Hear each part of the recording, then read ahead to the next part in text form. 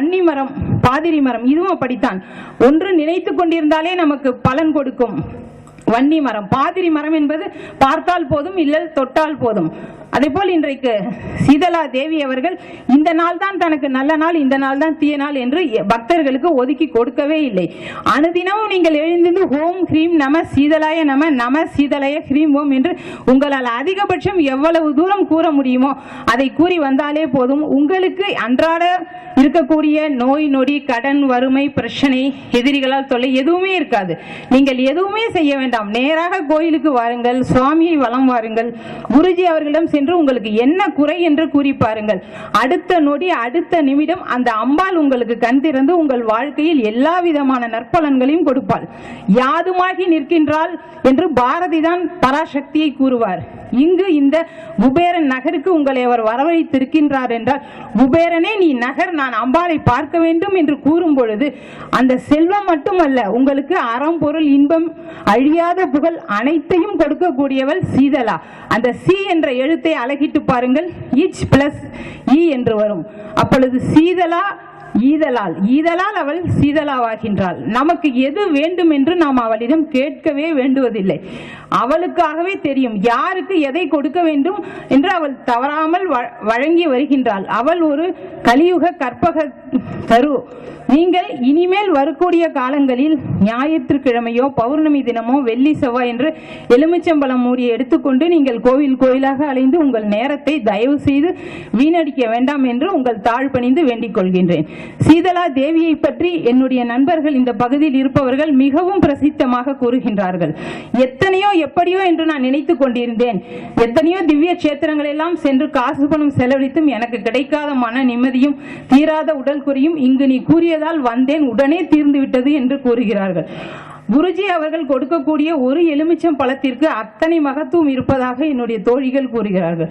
தியானத்தில் மிக உயர்ந்த நிலையில் இருப்பவர்கள் கூட எந்த கோவிலுக்கு செல்வதனாலும் ஒரு முறைக்கு பல முறை யோசித்துதான் செய்வார்கள். அப்படி இருக்கக்கூடிய என்னுடைய தோழிகள் கூட இங்கு வந்து ஒரு முறைக்கு 3 முறை வந்து தங்களுடைய வாழ்க்கையில் பல நல்லது விஷயங்கள் நடந்திருக்கிறது, தடைப்பட்ட பல நற்செயல்கள், தீராத கடன் தீர்ந்து விட்டது என்று அறுதியிட்டு கூறுகிறார்கள். இந்த நல்லது ஒரு நாளில் எனக்கு பேச வாய்ப்பளித்த அனைவருக்கும், அவை தலைவருக்கும் மிகவும் நன்றி கூறி விடைபெறுகிறேன். எனக்கு பணியின் காரணமாக நிறைய செய்திகள் என்னிடம் இருந்தது, ஆனால் நேரமின்மை காரணமாக நான் இத்துடன் நிறைவு செய்து கொண்டேன். நன்றி, வணக்கம்.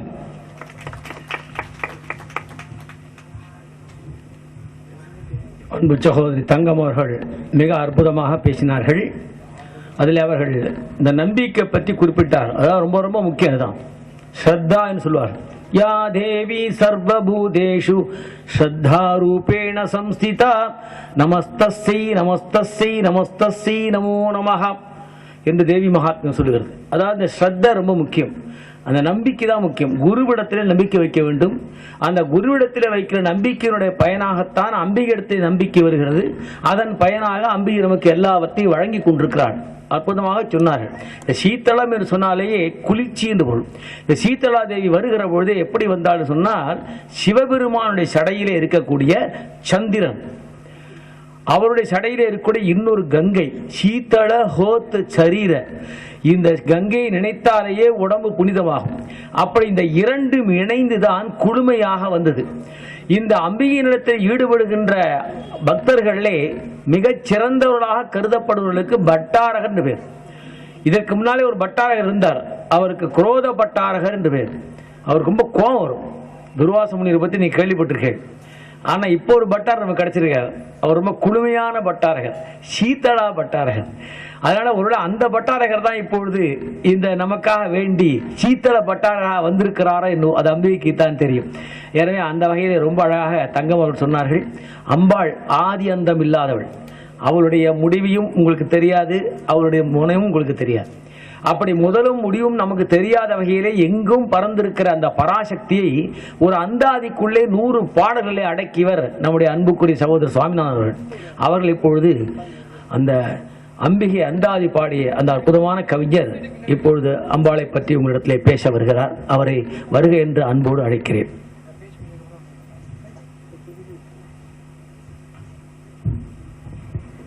ஆன்மீக அருளாளர்களே, முதல் நிகழ்வாக நேர்ந்து வணக்கத்திற்குரிய திருமதி தங்கம் அவர்கள் பேசிய நல்ல செய்திகளை எல்லாம் கேட்டு மகிழ்ந்திருப்பீர்கள்.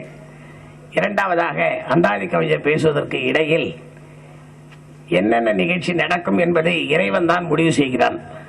அந்த நம்பிக்கையின் அடிப்படையில் சீதலா பட்டாரை பற்றி சொல்லும்பொழுது இன்னொரு பட்டாரகர் என்று ஒரு குரோத பட்டாரகர் என்ற ஒரு செய்தியை சொல்லி கோப பட்டாரகரும் குளிர்ச்சி பட்டாரகர் என்ற 2 ஒப்புமையை சொன்னார். இதே நிகழ்ச்சியில்தான் ஒரு 5-6 ஆண்டுகளுக்கு முன்பாக இந்த சாக்தத்தின் உபாசகராக விளங்கக்கூடிய பருத்தியூர் சந்தான் ராமன் அவர்களை இந்த மேடைக்கு அழைத்திருந்தோம். அவர் பார்த்து பேசிய பிறகு திடீரென்று நமது ராகவன் குருஜி அவர்களை பார்த்தது அதற்கு முன்பாக எல்லாம் பார்த்தேன் என்று சொன்னால் அழைப்பதை அடிக்கின்ற பொழுது ராகவன் குருஜி என்று போடுவோம். இந்த ராகவன் குருஜியில் ஒரு பெரிய குழப்பம் ஏற்பட்டது. திருப்புகழ் செல்வராக விளங்குகின்ற டெல்லியில் இருக்கக்கூடிய ராகவன் குருஜியா என்று கேட்டார்கள் நிறைய பேர். அப்படி கேட்டுக்கொண்டிருந்த பொழுது இதற்கு ஏதாவது மாற்றம் செய்ய வேண்டுமே என்று நான் ஒரு நாள் நினைத்த பொழுது இந்த மேடையை அலங்கரித்த நமது பரித்தியூர் சந்தானம் அவர்கள் உடனடியாக மாமாவை பார்த்த பிறகு நீங்கள் இன்று முதல் நீங்கள் சீதலா பட்டாரகர் என்கின்ற ஒரு இந்த பட்டத்தை அவர் தான் இந்த மேடையிலே வழங்கினார். அன்று முதல் உண்மையிலேயே அந்த பெயர் அவ்வளவு பொருத்தமாக அமைந்தது என்ற ஒரு தகவலை உங்களுக்கு சொல்லிக் கொள்கின்றேன்.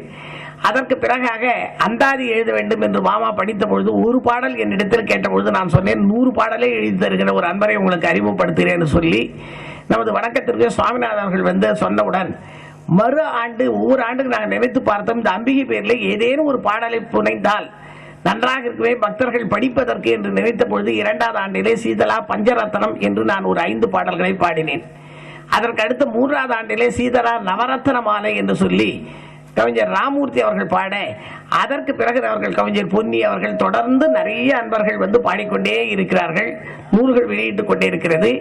அந்த வரிசையிலே இந்த ஆண்டு இந்த மன்மத என்கின்ற ஆண்டிலே சித்ரா பௌர்ணமி திருநாளிலே இன்று ஒரு புத்தகம் வெளியிடாக சின்ன ஒரு பாடல்களை இந்த ஆலயத்திலே பணியாற்றுகிறார். ஒரு 2-3 மாதங்களாக மாமாவிடத்திலே இந்த ஆலய பணிகளிலே தன்னை முழுமையாக ஈடுபடுத்திக் கொண்டிருக்கின்ற கவிஞர் கண்ணன் அவர்கள் ஒரு நாள் பேசிக் கொண்டிருந்த போது சொன்னார், திடீர் என்று எனக்கு ஏதோ மாமா சொன்னார், இந்த கோவில் வரலாற்றை பற்றி சொன்ன உடனடியாக எனக்கு கவிதை வந்தது. நான் கவிதை என்று சொன்ன உடனே இலக்கணத்திற்கு என்ன என்று சொன்னால் 6 சீர்களில் எழுதுதல், 7 சீர்களில் எழுதுதல், 8 சீர்களை எழுதுதல் என்பது பொருந்தும். இன்னும் 4 வரிகளை எழுதுகிற வெண்பா உண்டு. ஆகவே அந்தாதி போல எழுதுகின்ற பாடல்கள் எல்லாம் நீங்கள் பார்த்திருப்பீர்கள். ஒரு பாடலுடைய ஒரு பாடல் மறுபாடலுக்கு தொடக்கமாகின்ற அந்தம் ஆதியாக இருப்பது. ஆகவே கவிஞர் கண்ணன் அவர்கள் திடீரென்று தன் மனதிலே பட்டதை தொகுத்து சின்ன பாடலாக எழுதி மாமாவிடத்திலே சமர்ப்பித்தார்கள். இதை பார்த்த உடனேயாக அது எனக்கு திடீரென்று ஆச்சரியமாக இருந்தது. அது நூல் வடிவாகவே அமைந்து விட்டது.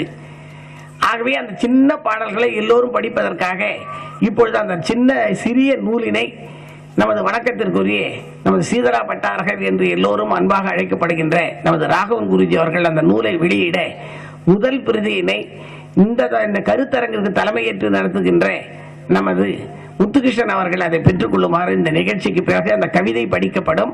அதற்கு அடுத்ததாக சுவாமிநாதன் அவர்கள் பேசுவார்கள் சொல்லிக்கொண்டு இந்த நூலினை வெளியிடுமாறு குருஜி அவர்களை பணிவோடு அன்போடு அழைக்கின்றோம்.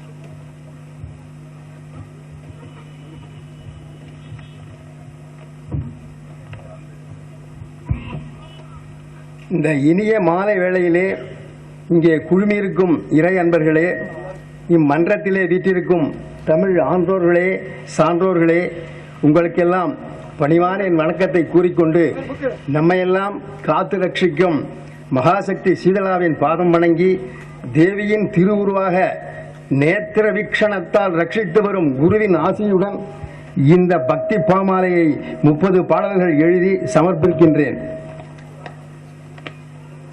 ஸ்ரீ குருபியோ நமஹ. ஸ்ரீ சீதளாயை நமோ நமஹ. தாய் சீதளாவுக்கு பாமாலை பாட எண்ணி வாய் திறந்து வழுத்துகின்றேன். நேயமுடன் என் பாடல் சிறந்தமைய முன்னின்று அருள்வாய் மோதகப் பிரியனே. தாய் சீதளாவுக்கு பாமாலை பாட எண்ணி வாய் திறந்து வழுத்துகின்றேன். நேயமுடன் என் பாடல் சிறந்தமைய முன்னின்று அருள்வாய் மோதகப் பிரியனே. முப்புவி காக்கும் தாயே 5 பாடலை மட்டும் படிக்க சொல்றேன். ஒரு 5 பாட்டு மட்டும் படிச்சு. சார். முப்புவி காக்கும் தாயே மோகன சிரிப்பின் அரசி இப்புவி உளநாள் மட்டும் எங்களை காக்கும் தாயே பூவனை சுமக்கும் பூவே பொன்மணி பூண்ட தேவி பூமாலை சூடும் பூமகளே என் பாமாலை ஏற்றருள்வாயே. ஆலய தோற்றம் பாலசீதளா பட்டாரகரின் பரந்த விழியிரண்டின் கனவில் நீலாயதாட்சி தோன்றி தனக்கோர் நீடாலை மெடுகின்றாள்.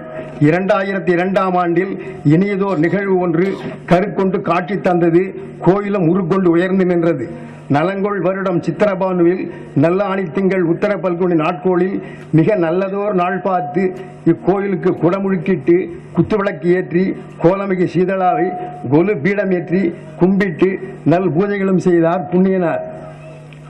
நீர் சதுர நிலந்தண்ணில் அருள் நீரோட்ட பாதைதனில் சிறப்பாக சீதளா மூலத்தில் அமர்ந்திட சீர்பெறும் பிறர்கள் கோலமுடன் கோஷ்டத்தில் இருந்து கோலாகலமாய் குடிகொண்டு கோலோச்சும் பாங்கினை காண கண் இரண்டு காணாது. அகிலோடு சாதி தேக்கமரம் அழகிய பர்மா நூக்கமரம் நல்ல வகையான வேப்பமரம் வெட்டி கட்டிய கோயில் இது. பகைவர் செய்யும் பாவவினைகள் பயங்கரம் இங்கே பலிக்காது. தகைசால் மந்திர தந்திரங்கள் தவறாத அகற்றிவிடும்.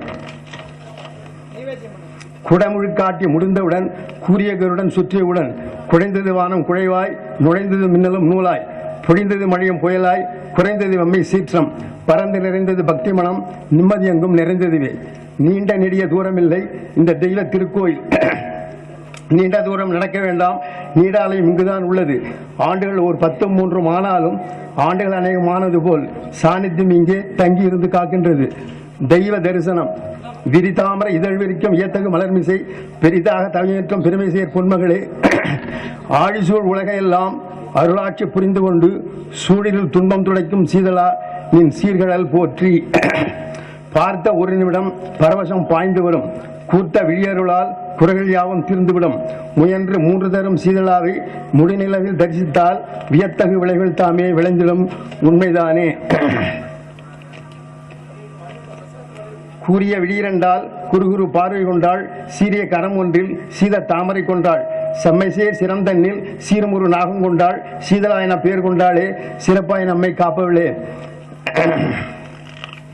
முரங்கொண்ட நாயகியின் முகத்திரண்டு மலர்விடியில் அருள்மழை பொழியக் கண்டு அறங்கொண்ட மாமனிதர் முடிநிலா நாள் தண்ணில் மௌனம் காத்து இந்த மண் முழுக்க சிறந்தோங்க முழுமனதாய் வேண்டுகின்றார்.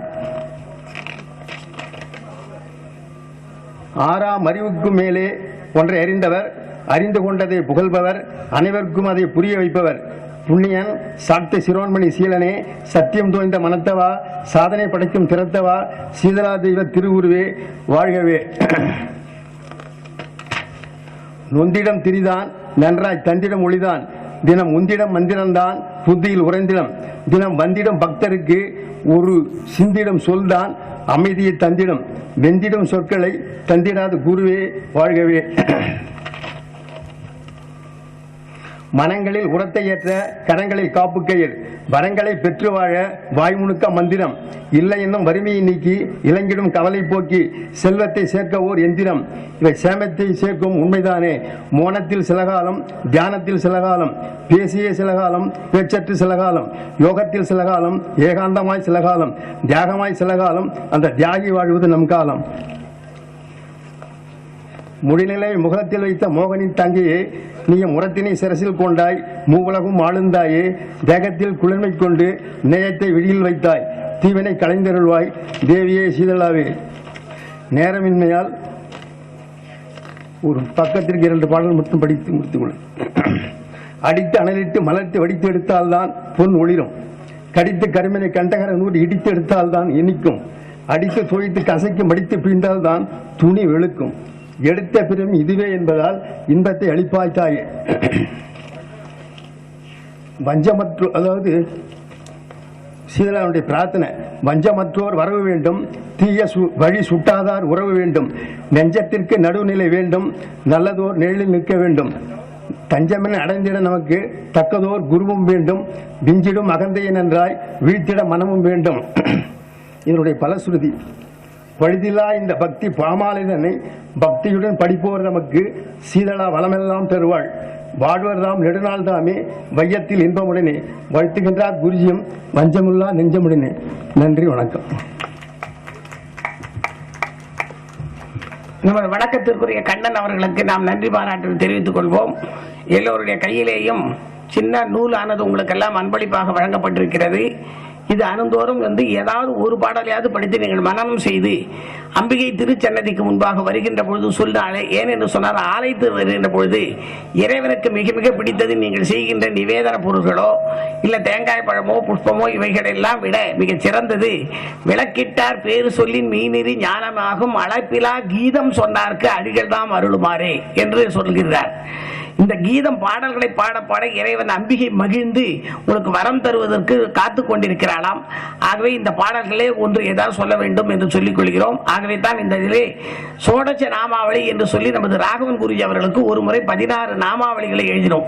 விநாயக பெருமானை எப்படி பூஜிக்கிற பொழுது ஓம் சுமுகாயிரமாக ஏகதந்தாயிரமாக கபிலாயிரமாக கஜகன்னிகாயிரமாக என்று சொல்வது போல குருஜி பார்த்த உடனே எனக்கு திடீரென்று யோசித்த உடனேயே பிரேம துவஜாய் வித்மகே அபய அஸ்தாயுதமே தன்னோ சீதலா பட்டாரக பிரஜோதயாத் என்று ஒரு காயத்ரி ஒன்று எழுதி 16 மந்திரங்களை ஒரு முறை எழுதினேன். அதற்கு பிறகு நாம் நிறைவே இல்லை. இன்று வந்தவுடனே மாமா சொன்னார்கள், நீ எழுதி அந்த சோடச நாமாவளி இதில் சேர்த்திருக்கின்றேன் பார்த்தாயா என்று கேட்டார்கள். ஆகவே எது உங்களுக்கு முடிகிறமோ அதை பாராயணம் செய்து எல்லோரும் பலன் பெற வேண்டும் என்பதுதான் இந்து மதத்தினுடைய நோக்கமே. ஏனென்று சொன்னால் தனியாக தனி மனிதனாக வாழ்தல் என்பது அல்ல இந்து மதத்தின் நோக்கம். சர்வே ஜனா சுகினோ பவந்தி என்பது போல இது போன்ற பாடல்களை கையிலே கொடுப்பது என்ன என்று சொன்னால் நீங்களும் படித்து பயன்பெற வேண்டும் என்பதற்கு தான் அந்த நல்ல எண்ணம் கொண்ட மனிதனே மாமனிதான் நமது குருஜி அவர்கள். ஆகவே இந்த சித்ரா பௌர்ணமி திருநாளிலே கவிதை ஒன்று சிறு நூல்களாக உங்கள் பாத பக்தி மாலை கொடுக்கப்பட்டிருக்கிறது. எல்லோரும் படித்து பயன்பெற வேண்டும் என்று கேட்டுக்கொண்டு தலைவர்களுடைய அனுமதியின் பேரில் இடையிலே நான் பேசியதற்கு அவரிடத்தில் ஒரு மன்னிப்பு கேட்டுக்கொண்டு அடுத்த நிகழ்வாக அறிவிப்பு செய்வார். நிகழ்ச்சியானது தொடர்ந்து நடைபெறுகிறது. அந்தாதி எழுத என்னை அழைத்த சீதலாவுக்கும் எனக்கும் ஏற்பட்ட தொடர்பு இன்றுடன் 13 ஆண்டுகள் ஆகின்றன. இந்த பாடல் எழுதுவதற்கு முன் அடியேன் எழுதிய ஆனைமுகன் வெண்பா அந்தாதி என்ற பாடலானது என்னுடைய இல்லத்திலே பாராயணம் செய்யப்பட்டு கொண்டிருந்தது. அப்பொழுது வித்யாசாகரம் அவர்களும் பெருமையாக அழைக்கப்படும் தாத்தா அவர்களும் என் இல்லத்தில் வந்து சீதலாதேவி அம்மனுக்கு அந்தாதி பாட வேண்டும் என்று அழைத்தார். அப்பொழுது நான் கோயில் எங்கே இருக்கிறது என்ன கூட நான் கேட்கல, சரி என்று சொல்லிவிட்டேன். அதன் பிறகு மறுநாள் முதல் பாடல் எழுத ஆரம்பித்தேன். அன்றைய தினம் கூட எனக்கு சீதலாவின் உண்மையான சொரூபம் எப்படி என்று சரியாக புரியவில்லை. இந்த அந்தாதி எழுதுவதற்கு முன்னால் ராகவன் பட்டஜி அவர்கள் என்னை மயிலாப்பூர் அழைத்து அங்கு தியான மண்டபம் பல்வேறு இடங்களில் அவர் வழிபாடு செய்த இடங்கள் யக்ஞேச பட்டர் அவருடைய குரு எல்லாவற்றையும் எனக்கு காண்பித்தார்.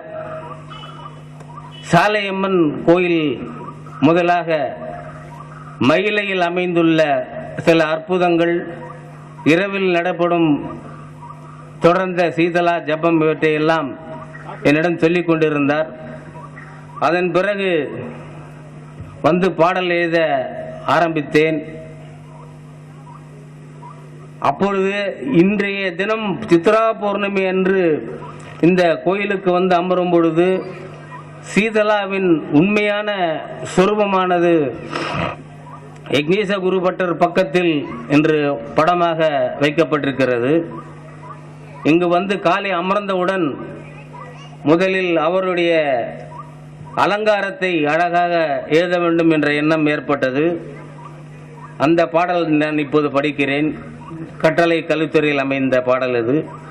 கழுதையாம் வாகனம் சீராய் துடப்பம் ஒரு கரத்தில் படுது துடைத்து ஏந்த சென்னியில் ஓர் முறம் பாங்கமைய அழகாய் அமிர்த கலசம் அடுத்த கரம் பிடித்து ஒழியாது அருளியும் சீதலா என்னுள் ஒளிர்பவளே என்ற பாட்டு.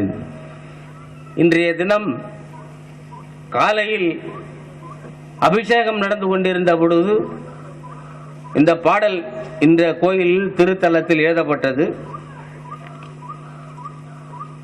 அதைத் தொடர்ந்து இந்த யாதுமாகி நின்றாய் சீதலா என்ற தலைப்பில் இன்றைய தினம் சித்ரா பௌர்ணமியில் இந்த நிகழ்ச்சி நடக்கதையொட்டி இன்று ஒரு பாடல் எழுதி வைத்துள்ளேன். ஓதும் புகழெல்லாம் உன்னருள் கூடியே ஒன்றி நிற்க வேதம் விளக்கிடும் வித்தையில் நீயே விளங்கிடுவாய், பாதம் பணிவோரின் நெஞ்சில் அமர்வாயே, பார் விளக்கும் யாதுமாகி நின்றாய் சீதலா என்றும் இனியவளே என்ற இந்த பாடல் இன்றைய தினம் எழுதப்பட்டது. நான் அந்தாதி எழுதி கொண்டிருக்கின்ற காலத்தில் ஒரு